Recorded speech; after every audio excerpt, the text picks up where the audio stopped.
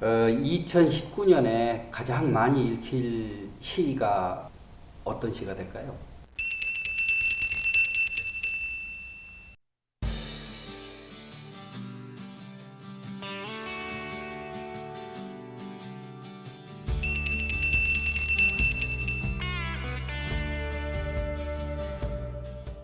2019년에 가장 많이 읽힐 시가 어떤 시가 될까요?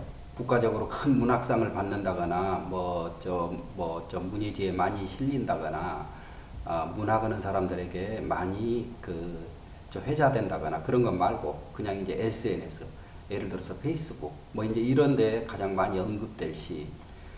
저는 2019년도에 신동엽의 껍데기는 가라가 그렇게 되리라고 개인적으로 생각을 합니다. 뜻밖이죠. 껍데기는 가라는 물론 이제 국민적으로 유명한 시죠. 대체적으로 한국인들이 가장 많이 아는 국민시 10편을 꼽으면 거기에 들어갈 거예요. 신동엽의 껍데기는 가라가. 근데 실질적으로 신동엽의 껍데기는 가라가 그렇게 뭐랄까요? 낡은 느낌이랄까? 이제 그런 느낌을 많이 줄 것 같아요. 근데 그럼에도 불구하고 2019년도는 신동엽의 껍데기는 가라의 해가 되지 않을까 저는 그렇게 생각을 합니다. 왜 그렇게 생각하는지 이제 지금부터 제가 조금 이렇게 이제 설명을 해볼게요. 신동엽의 껍데기는 가라는 껍데기는 가라가 세상에 알려진 것은 1967년 52인 시집에 발표되면서부터예요. 1967년 52인 시집에 시가 실린다는 것이 굉장히 재밌는 사건 중에 하나입니다. 사실은 신구문화사에서 나왔는데요. 그때 당시에 신동문이라고 하는 시인이 있어요. 한국 시의 가장 대표적인 작품을 어떤 작품을 꼽을까에 꽤 많은 분들이 고운의 문이마을에 가서라고 하는 시를 꼽더라고요. 문이마을에 가서가 신동문 시인의 모친상을 당해서 거기에 조문을 가서 그 앞에서 쓴 부상한 시죠. 고운 시인의. 신동문 시인이 당시에 굉장히 유명해요. 당시 문인들한테 미친 영향이 아주 큰 것 같아요. 보면은 고운 시인도 신동문 시인의 보호를 받는 낙가. 하여튼 굉장히 많은 도움을 받아서 오늘날의 고운이 됐는데 당시 신문사 이름은 모르겠고요. 신동문 시인이 신문사 문화부장으로 있다가 출판사로 자리를 옮깁니다. 그 출판사가 신구문화사예요. 신구문화사의 주관으로 자리를 옮기는 순간에 문인들의 그 회합 장소가 대부분 그쪽으로 옮겨갔다고 그래요. 그래서 신구문화사를 중심으로 해서 많은 문인들이 드나거리는데 그 중에서 특히 이제 4.19를 겪고 난 젊은 비평가들도 모여들기 시작합니다. 그래서 그 그룹들이 나중에 창비 그룹 생겨나고 문지 그룹 생겨나고 그러니까 어쩌면은 신동문의 신구문화사 시절이 창비와 문지가 탄생하게 되는 이제 그런 자리가 되겠죠. 여기에 굉장히 재미있게 신동문 선생님 아래에서 편집자 역할을 하신 분이 연문 선생님이세요. 지금 이제 그분들이 이제 민음사에서 출간한 오늘의 시인 총서의 해설자로 등장하고 기획자로 이렇게 나서고 이제 하신 분들이죠. 그때 이제 뽑힌 시들이 이제 그 이후 이제 한국 그러니까 문학을 하는 사람들에게 아주 큰 영향을 미치게 됩니다. 신동엽의 껍데기는 이 시집에 실려서 굉장히 크게 이제 주목을 받는 꽤 많은 사람을 놀래킨 아마 신동엽의 껍데기는 가라가 발표된 후에 그때 당시에 가장 이제 중요한 역할을 했던 김수영 시인이 뭐라고 이야기하냐면은 신동엽의 시에는 우리가 오늘날 참여시에서 바라보는 최소한의 모든 것들이 들어있다. 강인한 참여의식이 깔려있고 시적 경제를 할 줄 아는 기술이 숨어있고 세계적 발언을 할 줄 아는 지성이 숨쉬고 있고 죽음음악이 울리고 있다. 그의 업적은 소위 참여파의 다른 어떤 시인보다도 확고부동하다. 김수영 시인이 굉장히 높이 평가해서 당시에 이제 문단에 데뷔한 지 얼마 안 된 이제 젊은 시인으로 파격적인 대우를 받게 되는 거죠. 껍데기는 가라를 제가 한번 읽어보겠습니다. 먼저 시가 좀 짧아요. 껍데기는 가라. 껍데기는 가라. 4월도 알맹이만 남고 껍데기는 가라. 껍데기는 가라. 동학년 곰나루에 그 아우성만 살고 껍데기는 가라. 그리하여 다시 껍데기는 가라. 이곳에선 두 가슴과 그곳까지 내놓은 아사달 아사녀가 중리부초래청 앞에 서서 국구름 빛내며 맞절할지니 껍데기는 가라. 한라에서 백두까지 향그러운 흙가슴만 남고 그 모든 쇠붙이는 가라. 낱말도 그렇게 어렵지 않고 시라고 하는 게 특별히 뭐 무슨 해석 분석이 필요하기보다는 그냥 느낌에 와 닿는 대로 받아들이는 것이 가장 좋은 게 아닌가 그런 생각이 듭니다. 그럼에도 불구하고 인간의 이성이라고 하는 게 뭔가 하여튼 낯선 게 하나 이제 등장하거나 해석이 잘 안 되는 것이 있으면 이제 조금 이제 낑낑거리고 자꾸 거기에 매달리게 되죠. 껍데기는 가라에서 그럴 수 있는 부분들이 어떤 것들이 있을까요? 지난달인가 TV를 보다가 우연히 지나가다가 TV에 한 장면을 봤는데 그게 어떤 거였냐면은 껍데기하고 껍질하고를 차이점을 아느냐 이걸 묻는 장면을 봤어요. 껍데기와 껍질은 모든 사람이 알지만 그 프로에서 모든 사람이 답을 다 틀렸습니다. 그러니까 매우 쉬우면서도 조금 어려운 낱말이 아닐까 싶어요. 껍질은 어떤 것을 둘러싸고 있는 그 얇은 것을 가리킵니다. 부드러운 것, 그러니까 질로 되어 있는 것. 껍질이고 껍데기는 두꺼운 것을 말해요. 과구로 되어 있는 것. 그러니까 그러면 이제 과일은 껍질이 되겠고 거북이의 등은 껍데기가 되겠죠. 지금 이제 그 껍데기는 가랍니다. 딱딱한 것들을 가리켜요. 딱딱해서 살로 동화될 수 없는 것들이 있어요. 껍데기라고 하는 말은 그것을 가리켜요. 그 다음에 두 번째 줄도 꽤 어려운 낱말입니다. 4월도 알맹이만 남고 껍데기는 가라. 그러니까 이제 여기서 4월이라고 하는 것은 1960년 4.19를 이제 상징하는 말이에요. 변혁 혹은 혁명 그것을 이제 신동엽 시인은 4월 이렇게 이제 얘기를 했습니다. 여기서 이제 알맹이만 남고 껍데기는 가라. 이제 여기서 알맹이는 이제 신동엽의 세계 전체를 쭉 놓고 계속 얘기를 해야 되는데 지금 그 부분은 이제 제가 나중에 시간을 더 길게 가지고 설명을 드릴까 합니다. 그 다음에 껍데기는 가라. 동학년 곰나루에 여기서 동학년 곰나루도 크게 어렵지 않죠. 동학년이라고 하는 것은 원래 없는 낱말인데 신동엽 시인이 만든 거죠. 농민혁명이 일어났던 농민혁명이 있었던 시기 그걸 이제 동학년이라고 이제 그렇게 부른 거예요. 곰나루는 그 있었던 장소를 상징하겠죠. 동학농민혁명군이 우금치에서 패전했어요. 그러니까 공주 일대 그쪽으로 의미하죠. 그러고 나면은 이제 다시 이 시에서 제일 어려운 낱말이 첫 번째, 첫 행, 둘째 행, 셋째 행이에요. 사실은 우리나라 사람들이 다 알죠. 그리하여라고 하는 말이 그리하여라고 하는 말이 사실은 이 시에서 제일 어려워요. 왜냐하면은 동학년 곰나루에 그 아우성만 살고 껍데기는 가라 해놓고는 그리하여 다시 껍데기는 가라. 이 그리하여는 무슨 말일지 저도 조금 궁금해요. 학교에서는 어떻게 가르칠지. 근데 제 느낌에 제가 이제 고등학교 때 문학 한참 빠져가지고 그때 사르트르의 문학이란 무엇인가에서 봤던가. 거기 보면은 그리하여, 그리고, 그러나, 이런 말들이 앞 문장과 뒷 문장을 잇는 게 아니라 시에서는 앞 공간과 뒷 문장을 연결하는 수가 있다라고 하는 낱말을 보고 제가 이건 그거겠다 이 생각이 들었어요. 신동엽의 그리하여 다시 껍데기는 가라는 어쩌면은 동학년 곰나루라고 하는 것은 동학농민혁명에 그것만 있었던 게 아니라 그 이후에 3.1운동도 있고 그러니까 동학농민혁명에서 4.19에 이르기까지의 기타 등등이 지금 여백 안에 딱 이렇게 이제 표현되지 않고 지금 잠복되어 있는 거예요. 그래 놓고 그래서 그것들하고 연결되는 말로 그리하여 다시 껍데기는 가라. 여기서 두 가슴과 그곳까지 내놓은 아사달 아사녀가 여기서 아사달 아사녀도 조금 그 눈여겨봐야 될 그 표현에 속할 거예요. 신동엽 시인이 주목했던 현진건의 무용탑을 신동엽 시인이 읽고 여기에 꽤 크게 관심을 가졌던 것 같아요.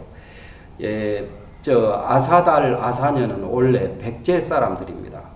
이제 신라한테 망하죠, 백제가. 그러니까 이제 신라가 지배 세력이 되는 거죠.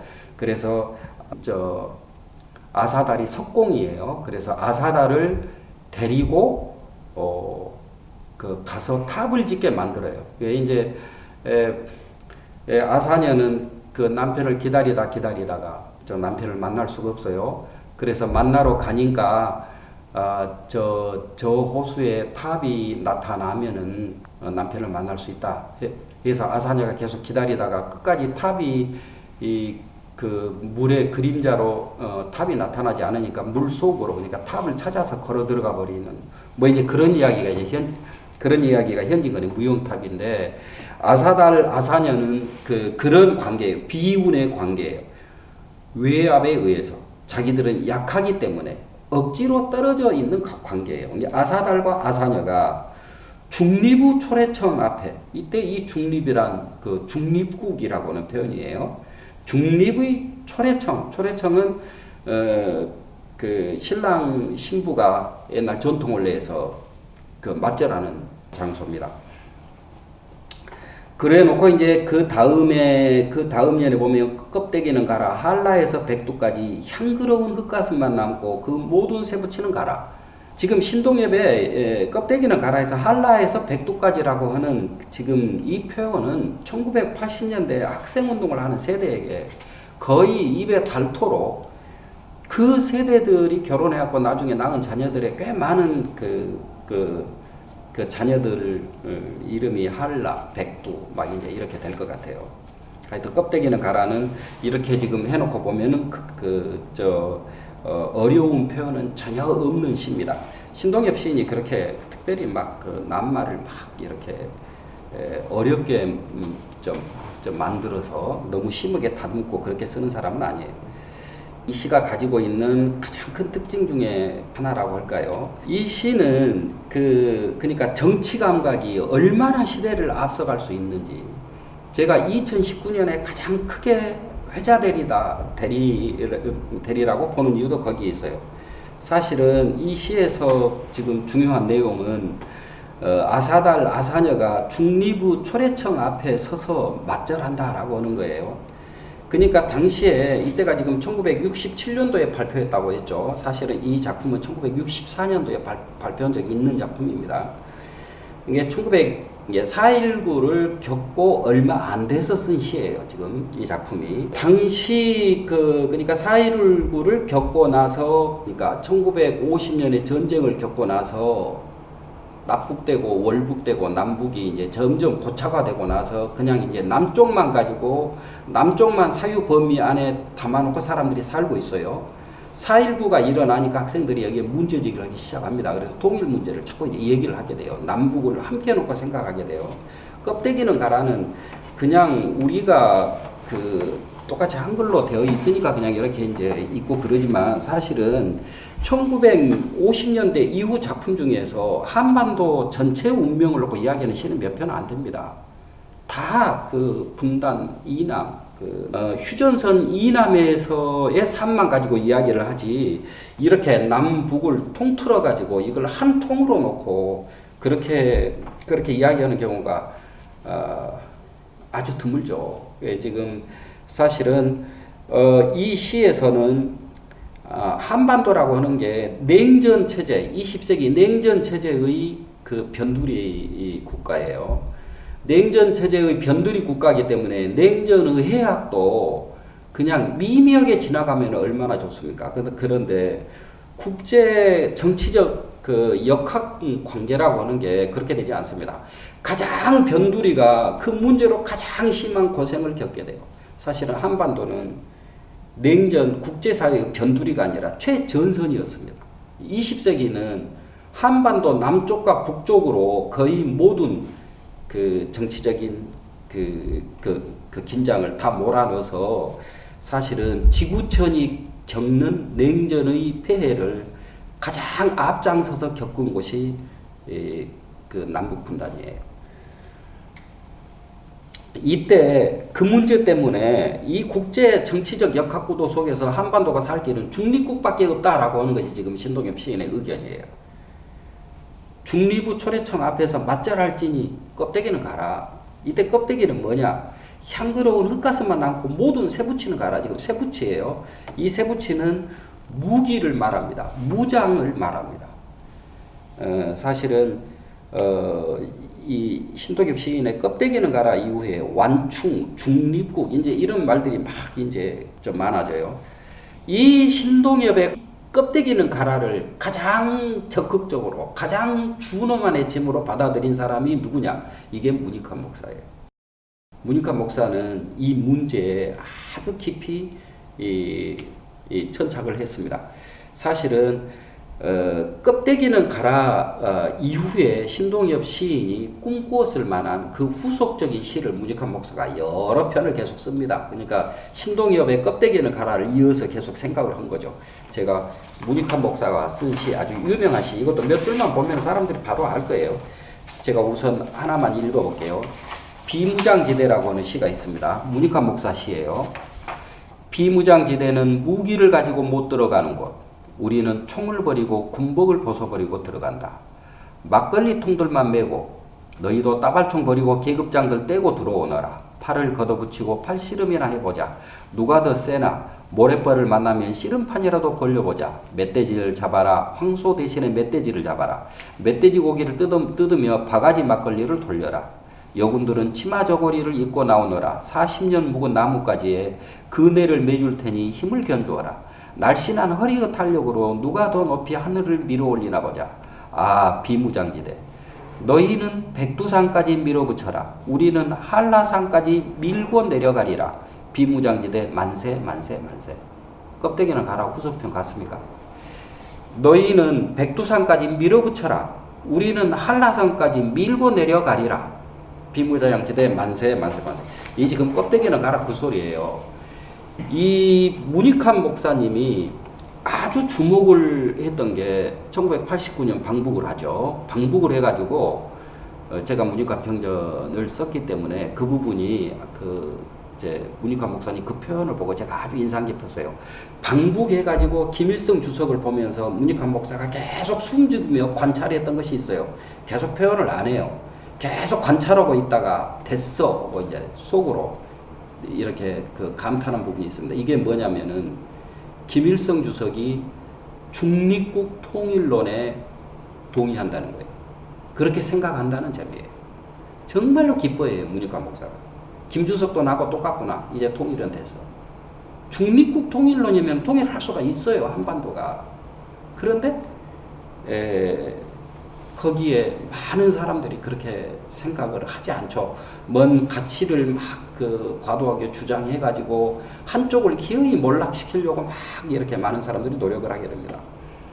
그것이 아니고 모든 쇠붙이, 이게 모든 무장 다 밀어버리고 그냥 우리는 남북이 다 평화하기를 한다. 아사달 아사녀가 중리부 초래청 앞에서 맞절하겠다. 향기로운 흙가슴만 남을 것이다. 여기는 모든 군사무장은 다 떠나라. 이게 신동엽 시인이 외치기 시작한 것이고, 이것을 온 생애를 통해서 받아 안아서 문익환 목사가 계속 실천을 합니다. 정말 재밌는 게요, 신동엽 시인의 지금 영향을 제일 크게 받은 거예요. 문익환 목사님이 신동엽 시인하고 띠가 같아요. 많은 사람들이 그렇게 생각하겠죠. 신동엽 시인이 그러면 12살 위일 것으로. 아닙니다. 신동엽 시인은 1930년생이고 문익환 목사님은 1918년생이에요. 문익환 목사님이 12살 위 띠가 같은 형님이세요.